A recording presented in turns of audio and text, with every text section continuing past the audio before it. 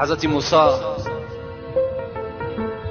در دل خود گذرانیدن پروردگارا برای ما جنت میگویی، نعمتهای جنت میگویی و من میدانم که پیغمبرهای تو همه وارد جنت میشوند، منم از آن جمله. لکن من در جنت همراه کی هستم؟ همراه کی هستم در جنت و همسایگی کی در من قرار دارم؟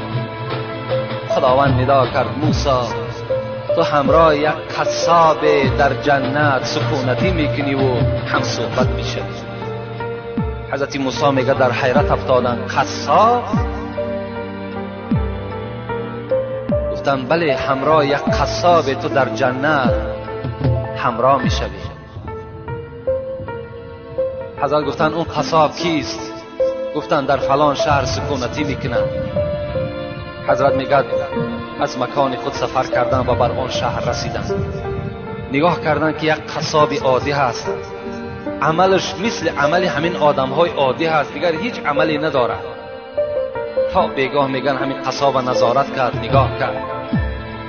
بعد این میگه بگاه که شد حضرت موسی خودش رو معرفی نکرد، شناس نکرد، بلکه گفت مسافر آیا در خانه خود راه میدهی؟ ما مسافر هستیم. گفت بله البته به البته، مرحمت گفته. از پس این قصاب میگه روان شد. وقتی میگه در خانه قصاب در آمدم، در یک خانه مرا شیناند. البته اون وقتا این قصرها و این 3 ایتاژ و 5 ایتاژ خانه ها نبودن، مگر یک خانه یا 2 کلبه‌ای داشتن خلاص. میگه شیناند و حضرت پیش از آن که نزد من دسترخوان پرتاید و آنچه در خانه دارد پیشنهاد کند، اولا نگاه کرده میگه در کنج خانه یک سبدی بود که پر از پخته بود و در داخلش میگه یک زن خیلی برجا مانده افکار در داخل همون سبد بود. میگه حضرت میگه نزدیک شدن، با دست خود میگه طعام دراز میکردن، بر دهان او کس آب میدادن.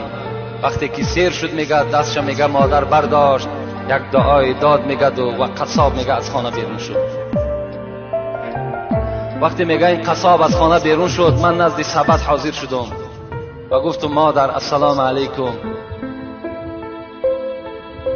شما کی هستین؟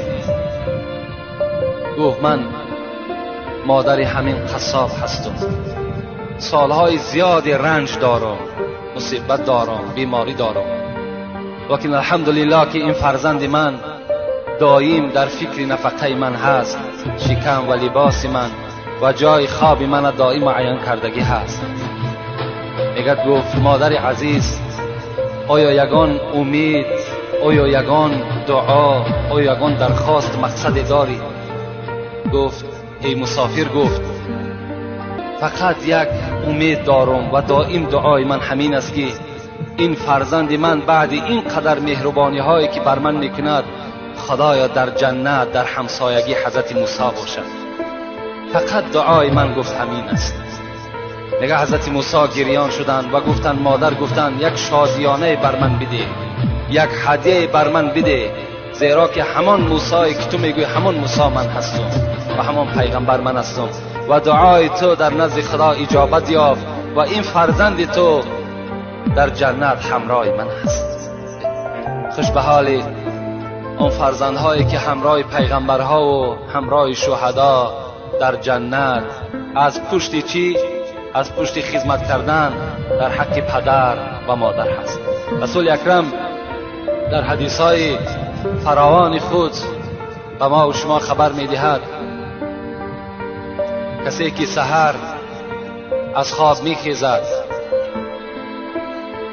مرضیا لابویه، هر وقتایی که سحر بیدار می شود پدر و مادر از او راضی هست،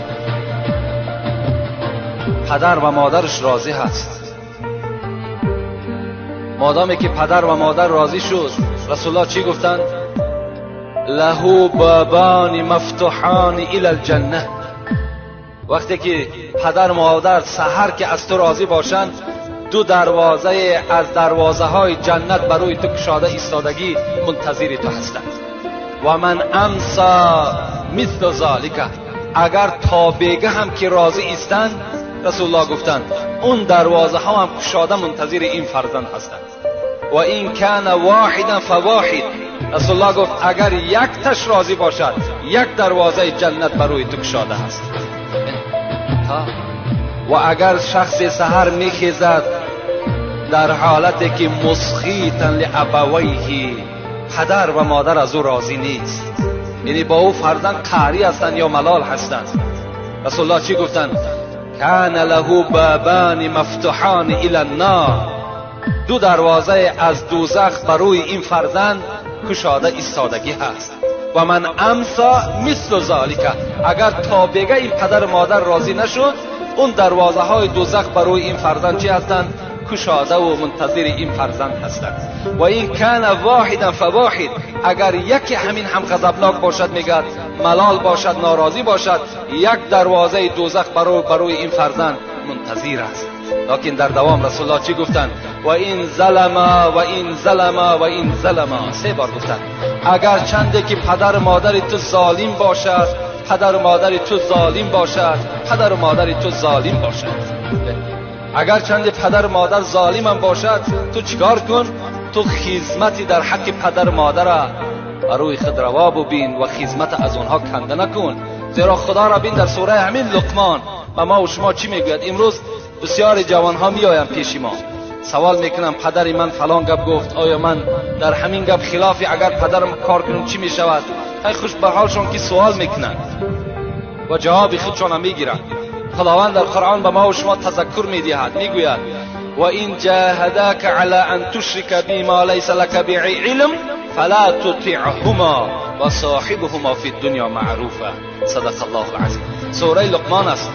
خدا میگوید اگر پدر و مادر بر کدام شما ای فرزندها امر کنند این که فرزند من با خدای خودت مشرک شو، یعنی شریک در ذات خدا بیا، یا میگویم فرزند من نماز نخوان، فرزند من روزه نگیر، فرزند من مالداری زکات نده، فلا تطعهما، این پدر و مادر بزم این قدر احترامی که دارن تو اطاعتشون نکن. در حالتی که به خدای خود گناهکار شدند، پدر و مادر تا اطاعت نکن. و صاحبهما فی الدنیا معروفا، لیکن اگر چند پدر تو کافر هم باشد، مشرک هم که باشد، مفسرای قرآن زیاده از 10 تفسیر ما در خانه داریم، همش چی میگن؟ و صاحبهما فی الدنیا معروفا، با این پدر کافر، با این پدر مشرک تو چکار کن؟ معامله خوب کن، در حق اینها خدمت کن. و در بین باز چکار میکنی؟ همون پدر و مادر وقتی خدمت کردی، مهربانی کردی، شاید که چکار کنند؟ شاید که این هم باز در دلش خداوند یک ترحم و در دلش خدا یک توفیق جایگیر کند و باز به سوی اسلام چکار کند؟ رجوع کند از حساب خدمت شما. حتی حضرت موسی را میگوید در روایت ها میآید که وقتی که بالای کوه تور میرفت با خدای خود میگد نازیده گپ میزد، می نازید که ما با خدای خود چکار میکنیم؟ یعنی سخن میگوییم. البته و کلم الله موسی تکلیما، این جای حقیقتش است، این یگان افسانه و یگان حکایه نیست، زیرا خدا میگوید که موسی از پیغمبرها کسی بود که همراه من صحبت میکرد، همراه من سخنرانی میکرد. حضرت موسی میگد بالای همون کوه تور میبرامد و بناز با خدای خودش چیکار میکرد؟ صحبت میکرد و احکام و ارکانها را می آورد بر امت خودش میرساند. روز از روزها میگه حضرت موسی بالای همین کوه تور با خدای خود میگه راز میگفت. خداوند خطابش کرد، موسی گفت تا امروز اگر یاد داشته باشی تو بناز گپ میزدی، مینازیدی، از امروز اعتباراً نزد خدای خودت با ادب باش، احتیاطانه گپ بزن، زیرا تا امروز مادری تو زنده بود، از پس تو دعا میکرد پروردگارا فرزند من وقتی که نزد تو میآید مبادا بنده هست، یک لغزش میکند، سهو میکند، خدایا تو این را ببخش و بر این غضب نکن. امروز مادری تو از دنیا گذشت، دیگر تو ناز بردار نداری، نزد خدای خود با ادب باش، با احتیاطانه گپ بزن، زیرا یگانه کسی که دلپوری تو بود و در حق تو دعا کن بود این مادری تو بود که از دنیا گذشت. خوش به حالی شما فرزندای عزیز، برادرای عزیزی که احترام پدر و مادر دارین. کدام شما اگر با پدر و مادر ملالم که باشین امروز چیکار کنین؟ رفته بعد شنیدن این سخنها اگر شما ایمانی کامل داشته باشین، ترسی از خدا داشته باشین، باوری بر قبر روز قیامت داشته باشین، از پدرهای خود مادرهای خود عذرخواهی کنین، قدمهای اونها را بوسه کنین و اونها را احترام کنین. انشاءالله خداوند شما را چکار میکند؟ همه گناه شما را مغفرت میکند. حتی پدر و مادرم بعد بخشش فرزند انشاءالله باوری دارم که اونها یک صندوق رحم هستند، یک سیله رحم هستند. از فرزند در حال چکار میکنند؟ گذر میکنند و فرزند خودشان میبخشند.